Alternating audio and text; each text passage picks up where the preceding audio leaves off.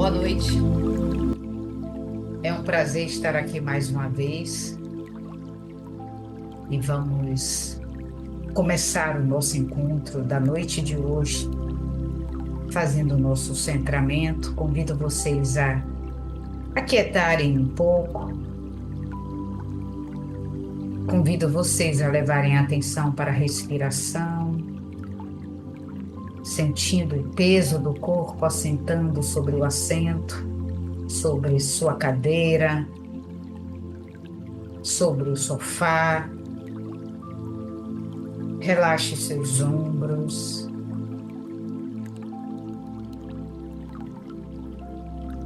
relaxe seu tronco. Procure relaxar as pálpebras, procure descontrair o semblante. E bem devagarzinho, soltando as tensões do dia, relaxando um pouco mais, para que você possa sentir a sua presença de uma forma mais integrada, mais consciente.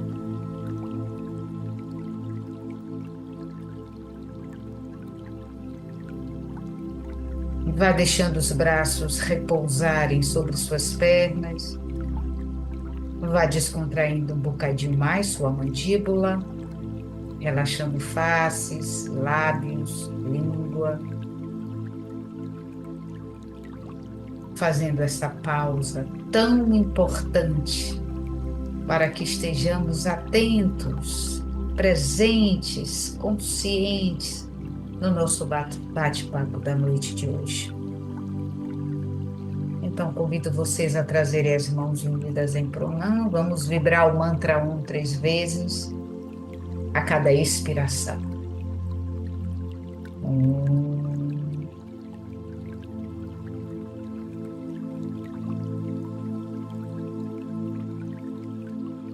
Hum.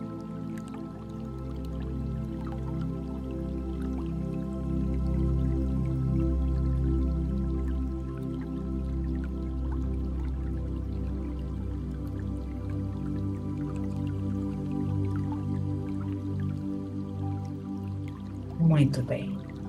Podemos descer as nossas mãos. O tema de hoje, o tema para o dia de hoje, para a noite de hoje, é um tema muito sensível na atualidade, é um tema que deve provocar uma reflexão profunda, que é o convívio em família. Isso é um tema, ponto nevrálgico das relações sociais, das relações interpessoais, das relações familiares. E esse tema foi tirado do livro Evangelho e Família, de Adenauer Novaes. O texto é um texto muito didático e é um texto rico que traz as configurações das relações familiares. E nós sabemos, numa visão espírita, esse texto do Adenauer, ele é muito claro, porque ele traz uma visão da multiplicidade das nossas experiências, da multiplicidade de vidas, da roda de Sansara, da roda de renascimentos. Então, ele não vai abordar aqui, a gente não vai falar do aspecto único dessa encarnação, vai falar também, mas assim, entendendo que quando a gente fala do convívio em família, na ótica da espiritualidade, na visão do espiritismo, segundo Allan Kardec, e na visão do Adenauer, a gente está falando de uma linha de tempo que transcende essa experiência atual, porque muitas vezes nós estamos, na maioria das vezes, nós voltamos no convívio familiar com espíritos que são afetos ou não, mas que já eram conhecidos de alguma experiência passada. Então, o primeiro ponto da nossa conversa aqui surge através do entendimento que nascer numa grupo familiar, numa determinada família, num determinado contexto familiar. É a primeira grande oficina do viver em comunidade. E que isso não é organizado à revelia de alguns pontos importantes, como a necessidade da gente voltar a ter convívio com espíritos que já são conhecidos de outras vidas, que às vezes foram desafetos, ou que às vezes foram afetos, que vieram como recursos nessa vida, ou que vieram como forma de aprendizado para que pudéssemos estabelecer laços mais consistentes de afeto nessa nova experiência. Então, entendendo que a gente não vai estar falando unicamente aqui do fato de que nessa configuração familiar, essa configuração está restrita a essa experiência. Pode ser, em alguns casos, mas é muito mais raro que nós tenhamos reencarnado com pessoas na família que não tinham nada a ver com a gente. Normalmente, a lei de reencarnação, o setor de reencarnação, que é um dos setores, eu imagino, eu sempre digo assim, na minha fantasia, um dos setores mais organizados do plano espiritual, porque ele vai planejar toda toda a gama de recursos e toda a gama de desafios em que nós vamos enfrentar para poder sermos exitosos nessa experiência reencarnatória. Para o universo, para Deus, para o cosmos, não tem nenhum ganho, nem primário, nem secundário, que nós não consigamos honrar o nosso propósito reencarnatório, honrar o nosso Dharma. Claro que o que interessa é que nós consigamos, a cada experiência, a cada convívio com pessoas que vão surgindo na nossa roda de relação, que a cada oportunidade nós possamos nos tornar pessoas melhores, espíritos mais conscientes. Então, família é a primeira, é o primeiro núcleo social que somos inseridos. E imaginamos, obviamente, dentro da visão espiritual, espiritualista, que essas pessoas têm a ver conosco. Agora, imagine o que acontece? As projeções e transferências. Porque imagine, se eu estou falando que a maioria das pessoas que fazem parte do nosso contexto familiar são espíritos conhecidos em outras vidas, em outras experiências. Imagine que a gente vai trazendo muitas vezes traços dessa relação passada. E a gente, às vezes, projeta na relação atual, a gente espera nessa relação atual que a pessoa seja igual ou melhor do que foi na outra encarnação. Ou muitas vezes nós nem tivemos contato com esse espírito propriamente dito, mas tivemos, por exemplo, e ele cita esse exemplo no livro, tivemos um pai maravilhoso, um pai muito cuidadoso, um pai muito atencioso, um pai que orientou, que deu afeto, que deu um vínculo seguro. E a gente vem com esse traço. E às vezes o pai dessa encarnação, ele não tem a mesma dinâmica do pai que nós trouxemos na experiência passada. Então, muitas vezes a gente projeta nesse pai dessa vida atual desejos de que ele tenha a mesma natureza, a mesma abordagem, a mesma forma de nos dar segurança, de trazer conforto, de trazer um ambiente seguro, e às vezes não é isso que acontece. Então, Adenauer fala muito das projeções de funções. E que acontece? Fora que toda criança espera ser cuidada e precisa ser protegida, precisa ser orientada. Então, quando a gente fala em núcleo familiar, a gente fala em funções e fala nas pessoas que são responsáveis, e nós atribuímos essa responsabilidade aos pais de orientar os seus filhos e de trazer aos seus filhos um ambiente seguro, de vínculo consistente, de vínculo afetivo, para que essas crianças possam estar situadas, possam estar se sentindo preparadas para a vida futura, quando elas estarão se tornando adultos e vão formar seus próprios núcleos familiares.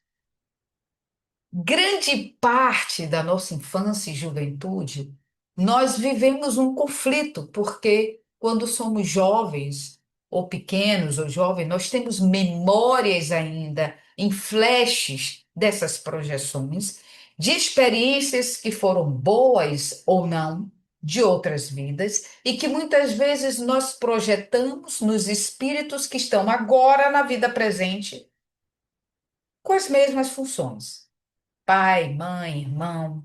Muitos conflitos surgem dessa confusão, desse fusionamento de memória. E por isso que é importante, e é muito importante, que muito precocemente os orientadores, os responsáveis, os que estão assumindo a função de cuidadores, de pais, de responsáveis nessa família matriz, que eles possam trazer muito precocemente o senso de segurança e de espiritualidade para essas crianças. Que essas crianças possam é, fazer uma evangelização, comecem a escutar leituras de experiências filosóficas, criem a curiosidade sobre Deus, criem a curiosidade sobre ética, moral, espiritualidade. Não estou nem falando de religião, estou falando de filosofia e espiritualidade, onde elas possam fazer conexões importantes, onde elas sintam o chamado para ter um propósito de se tornarem pessoas melhores. E para se tornar pessoas melhores, precisamos de autoconhecimento.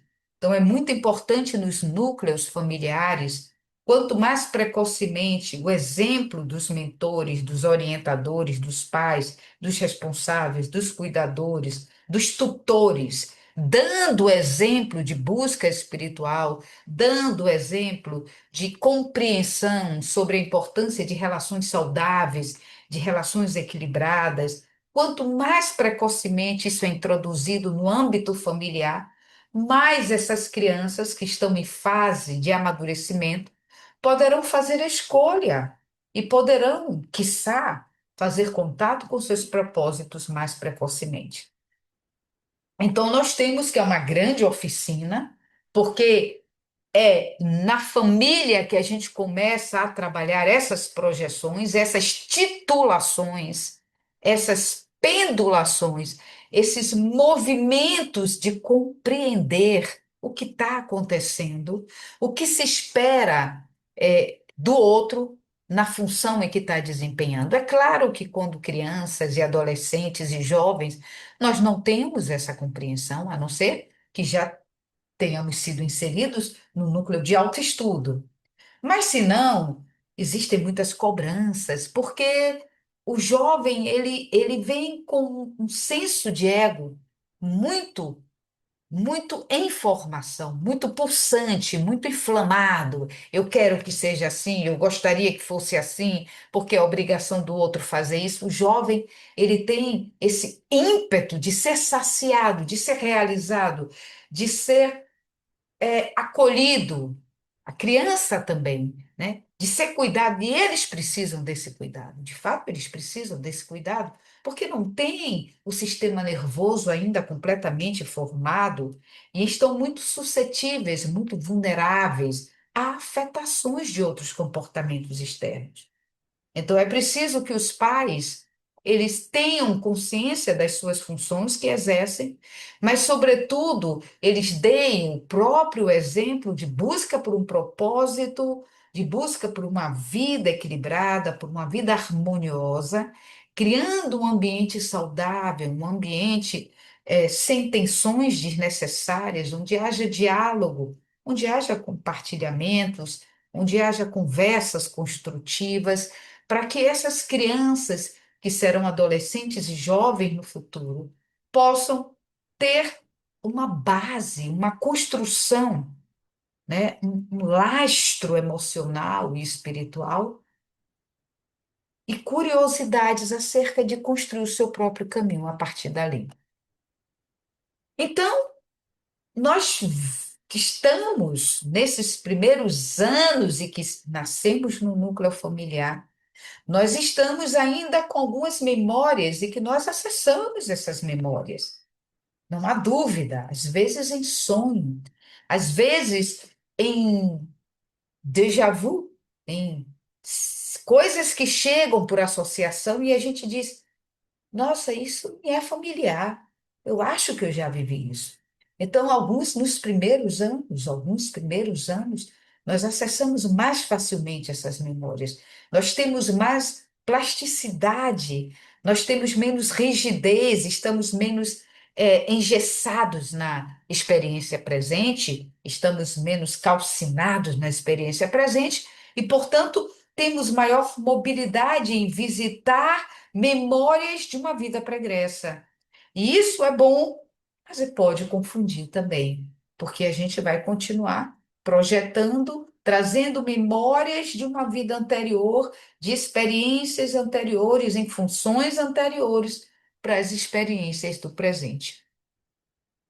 É muito importante, e isso é algo que nossa querida doutora Joana de Ângeli, como dizia o Divaldo, ela vem há muitos anos, eu era garota, eu já ouvia o clamor, o chamado, o clamor de Joana de Ângeles, pedindo que as famílias procurassem encontrar um ponto de suprimento, um ponto de busca espiritual, um ponto de apoio, um chamamento para que os espíritos que estavam chegando pudessem ser espíritos que fossem acolhidos nesse lugar de conforto, de maturidade espiritual. E nós, enquanto pais, nós temos essa responsabilidade. Nos primeiros anos de vida das crianças, nós precisamos ter o cuidado de cuidar da nossa própria existência para que possamos dar exemplos de equilíbrio, de comportamentos de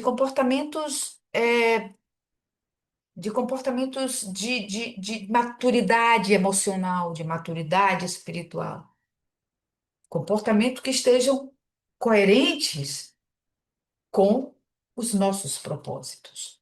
Isso é muito importante.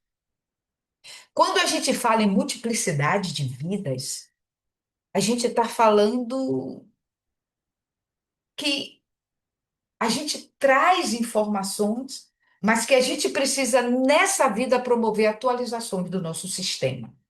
Então, se a gente não estuda, se a gente não nasce numa família que tem um engajamento espiritual, que tem um propósito de viver uma vida numa conformidade ética e moral, onde tem um ensinamento, onde tenha diálogo, onde tem algumas regras básicas de convivência, né? Onde se haja um ambiente seguro para, para diálogos, onde o filho possa confiar nos pais e fazer perguntas pertinentes às dúvidas de cada época em que ele vai atravessar.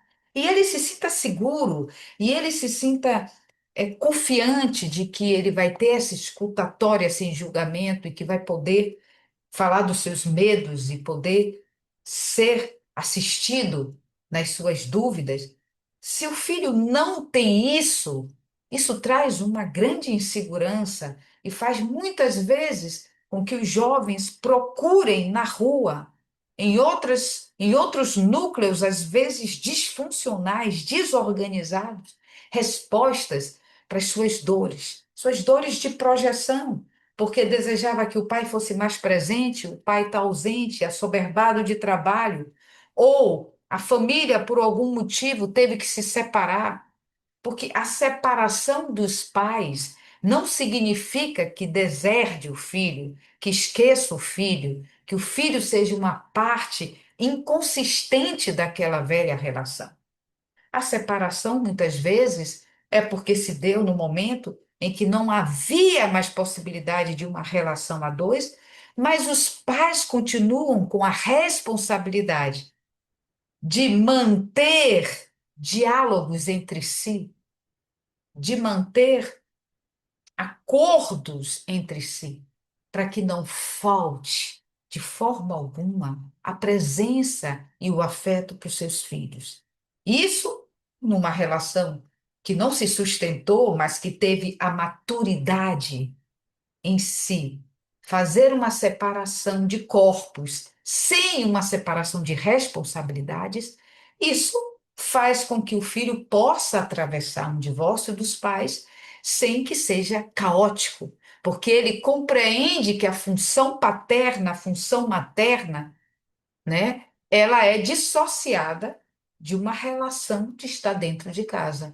Você mesmo não estando morando junto, você continua sendo pai, você continua sendo mãe, e vocês podem compartilhar propósitos e responsabilidades. E nós podemos fazer isso. Nós podemos fazer isso sem que seja doloroso para os filhos, né? Porque também, às vezes, viver uma relação em que não existe mais esse tipo de vínculo e que já está se perdendo o respeito, já está se perdendo o afeto e já começa a ter um ambiente degradado emocionalmente, isso não é bom. Então, o amor pelos filhos, a responsabilidade em compartilhar funções, independe se mora junto ou separado. O processo prossegue. E isso faz com que os filhos se sintam seguros, num vínculo seguro, um vínculo de que, ok, eu tenho os meus pais, nada mudou, nada mudou. O amor não sofre com a distância. Então, família é o lugar onde nós vamos fazendo os primeiros contatos com o desafio.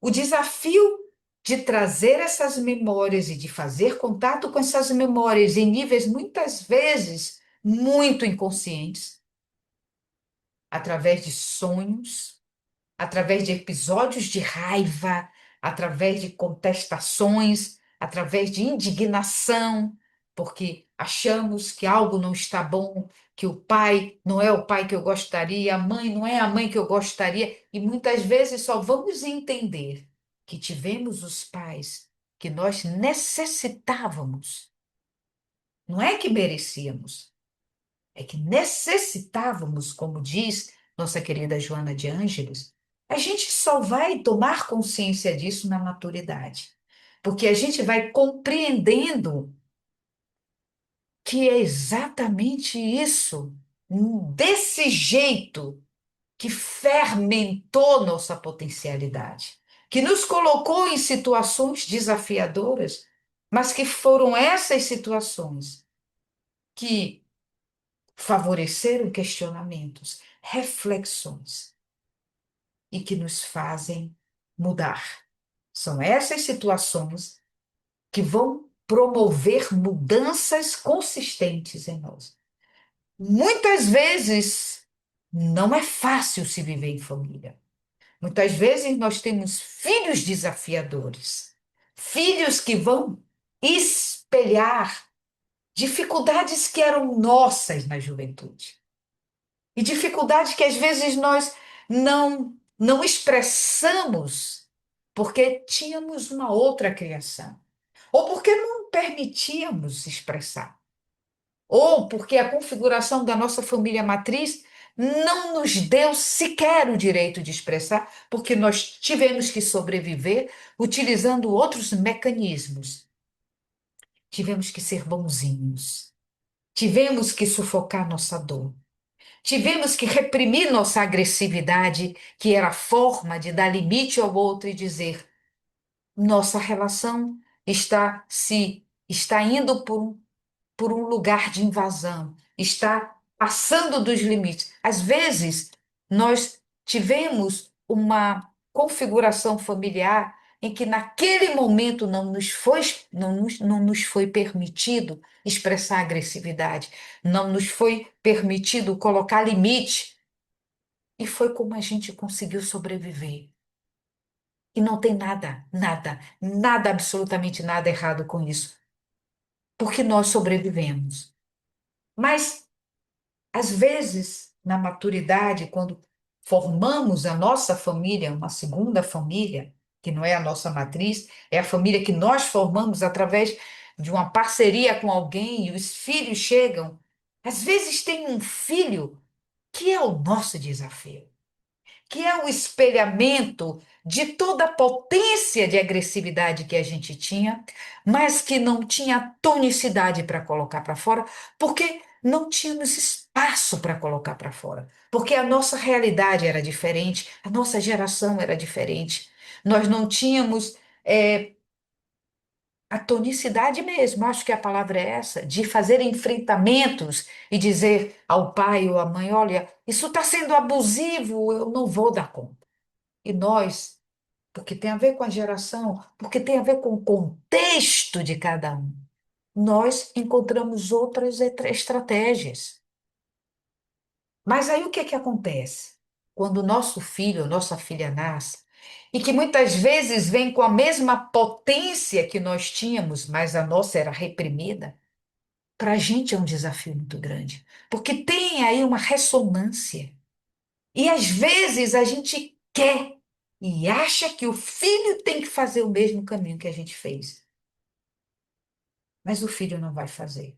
Primeiro, porque veio em outro momento, submetido a novas regras de uma geração diferente, a uma nova abertura, porque tudo muda o tempo todo, as relações vão se tornando mais permeáveis. A gente vai legendando nossas emoções e cada ano que passa, as relações vão mudando, vão se tornando muitas vezes mais flexíveis. E isso é bom porque vai permitindo com que possamos expressar nossa dor, nossa indignação, nossa tristeza. Mas acontece que para a mãe ou para o pai que vê esse espelhamento no filho é muito difícil. É muito difícil, porque vê a agressividade do filho, a violência como ele expressa as coisas que desagradam, e isso bate diretamente no núcleo do pai e da mãe que teve essa agressividade contida e que teve muitas vezes que amadurecer precocemente para sobreviver naquele núcleo matriz dele. Mas olhe, a melhor forma de lidar com toda essa mudança, a cada geração, tudo muda. As relações estão mudando. A forma de expressar está mudando. A proposta é que nós sejamos mais autênticos na expressão dos nossos conflitos, na expressão dos nossos prazeres, das nossas alegrias. E é, e é saudável que seja assim. É saudável que possamos encontrar palavrinhas para narrar o que está acontecendo dentro. É saudável que coloque legenda no que às vezes antes a gente não conseguia. E essas gerações futuras estão vindo e que bom, tomara que eles consigam colocar legenda no que estão sentindo. O melhor é que possamos aceitar que cada um chega num momento diferente do que nós chegamos. E que nós usamos as estratégias que foi possível usar para sobreviver, muitas vezes, em um ambiente que foi muito desafiador. E que naquele tempo, bom, quando eu penso em mim, há quase 60 anos atrás, era muito desafiador. Nós não tínhamos, muitas vezes, a abertura para um diálogo mais aberto com pai e mãe. Uma geração de 40, 50, 60, 70, 80 anos atrás. Era a configuração daquela época, mas não é da agora. Não é da agora. Então a gente precisa atualizar o sistema, as coisas mudam. Primeiro, meus filhos, nossos filhos, são espíritos independentes, individuais. E apesar de nós termos sido os portadores da oportunidade do reencarne, através do nosso ventre, através da configuração da família que fizemos, que construímos, eles são almas independentes. Eles têm o próprio caminho a seguir. Nós não podemos exigir que os filhos sejam o retrato do que fomos, e nem seria justo, porque é inadequado. Eles não são nós, eles não são iguais a nós. São outros espíritos com outras vivências, com outras experiências, e a melhor forma de lidar com isso é dizer: eu fui do jeito que eu dei conta de ser, fiz o meu melhor ou não, mas foi o que foi possível. E eu me alforrio de culpas, e eu me liberto de cobranças, porque foi o que tinha que ser.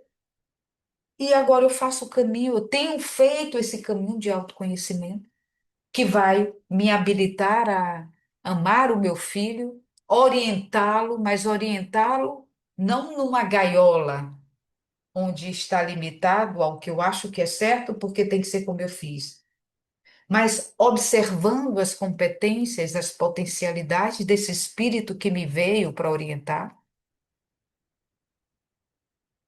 orientando as tendências, vendo as tendências que ele trouxe e vendo o quão é possível fazer intervenções para torná-lo cada vez mais capacitado a se tornar um espírito melhor.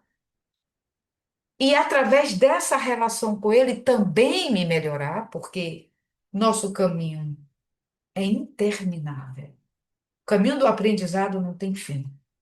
Nós vamos aprendendo com essa geração nova a ser menos complexos, porque gerações passadas funcionavam de formas diferentes. E é preciso aprender com a geração nova quando se tem algo de leveza, de, sabe, de forma de elaborar, com muito mais autenticidade. São coisas que a gente pode aprender, que a gente pode atualizar nosso sistema. Entendendo que as funções familiares, elas vão se atualizando e vão mudando. Em determinado momento da vida, nós passamos a ser os pais dos nossos pais, porque nossa função materna, paterna agora faz com que cuidemos dos nossos idosos, que vão se tornando muitas vezes vulneráveis. E a gente vai podendo retribuir esse cuidado, retribuir esse amor. Mas tudo tem um tempo de maturação. E é preciso que a gente não se perca. E é preciso que a gente, para compreender o processo do filho, da filha, a gente compreenda o nosso próprio processo. Enquanto a gente não compreende o caminho que fez e entende que está tudo bem, que foi o que demos conta de fazer, e que temos muitas coisas que não acessamos, que só vamos compreender talvez ao desencarnar, que vamos ter uma visão mais amplificada dessa teia relacional, desse tecido organizado, desse tecido cósmico familiar, dessa grande costura, dessa coxa de retalhos, que é o reencarne com todas as pessoas que vão fazer parte desse sistema que é a nossa vida. Enquanto a gente não compreende, enquanto a gente não se euforia das culpas, das pendências, das cobranças, a gente vai estar projetando a cobrança no outro. Muitas vezes no companheiro, na companheira, no filho, na filha. E é preciso soltar. É preciso orientar. Mas a melhor orientação é o exemplo. É o exemplo de quem estamos também buscando o nosso caminho de alinhamento com o nosso propósito, de que estamos nos questionando sobre algo em que podemos fazer melhor, de que estamos compreendendo que às vezes o espírito em que a gente deu a oportunidade de reencarnar Nosso filho, nossa filha, às vezes traz as suas próprias dificuldades.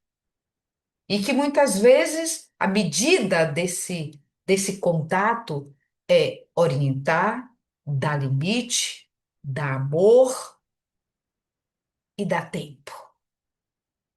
E dar tempo para que ele encontre, alcançando a sua maturação, o seu próprio caminho, assim como nós estamos encontrando o nosso. Entender que, para além da função mãe e pai nessa encarnação, sob a ótica espírita,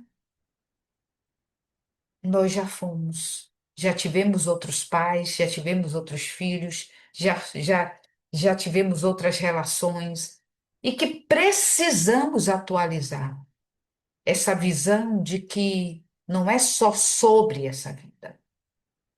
Precisamos confiar no propósito e confiar na potência do Espírito, que às vezes veio como nosso filho, como nosso sobrinho, como nossa filha. Confiar que ele também tem toda a sua rede de apoio espiritual, para além de nós que viemos como seus pais, seus tutores nessa vida. Mas que tem algo para além disso que é muito mais. E que, enquanto exemplo, nós já estamos fazendo a nossa parte. Se damos amor, se damos exemplo, se damos diálogo, se criamos um espaço de segurança para que ele possa se expressar, e se temos amor suficiente para termos paciência em esperar, confiemos na potência de cada um. Confiemos no caminho de cada um.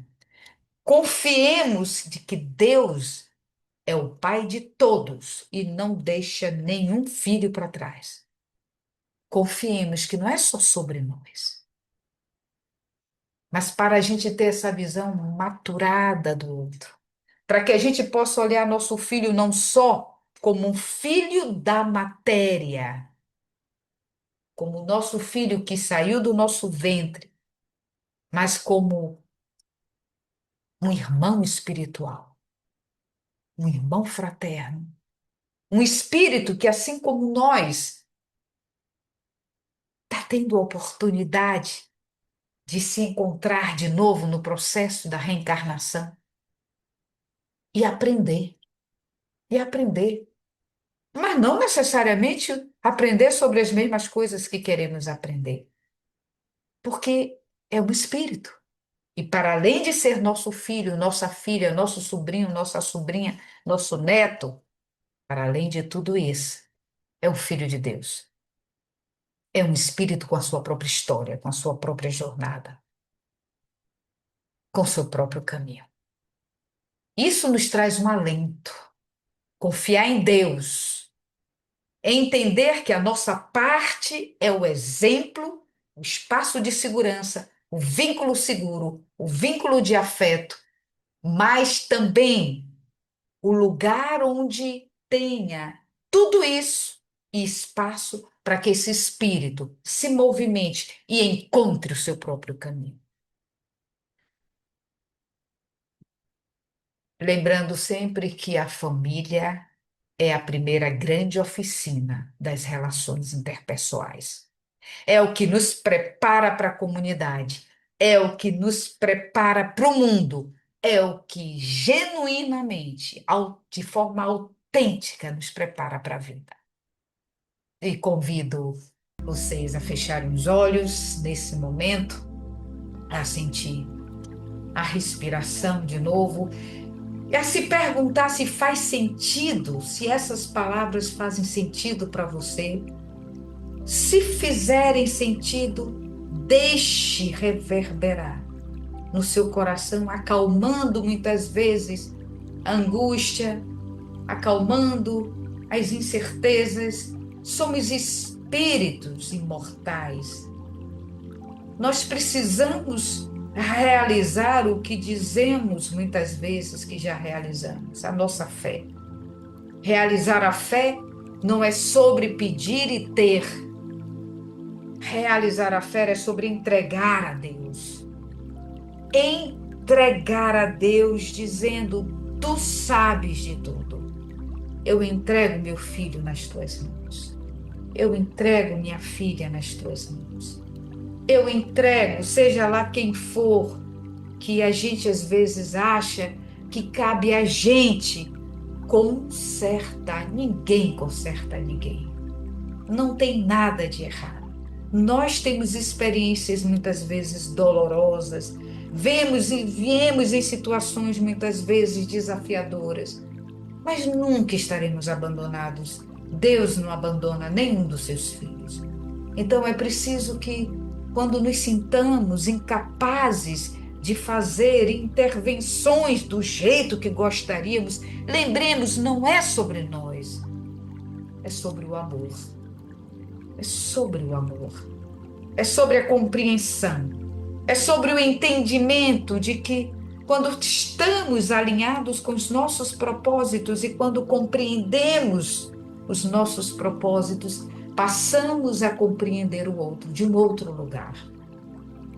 De um lugar onde a nossa fé entrega, confia, aceita e agradece. E isso nos dá a inteligência de tomar as atitudes mais acertadas. Se um pouco de cuidado, um pouco de distância, um pouco de limite, amor, amor, amor, mas compreendendo que é preciso confiar na potência do outro, para que ele também, ressoando com a confiança em que você entrega, possa confiar em si mesmo. Que nós possamos entender a fé desse lugar de entrega, desse lugar de eu faço o meu caminho e entrego a Deus, porque sei que o exemplo é a maior lição e sei que o amor é o melhor remédio. E através da consciência, através da fé que entrega e confia, nós saímos da angústia, compreendemos os processos e passamos a enxergar a vida por um outro prisma, as relações de um outro lugar. E isso é curador, isso é libertador, isso é essencial. Vamos trazer as nossas mãos unidas em Pranam, vamos inspirar e vamos encerrar o nosso encontro dessa noite, agradecendo a atenção de vocês. Om Shanti. Muita paz, muita paz, muita paz. Até o nosso próximo encontro. Até lá. Uma boa noite.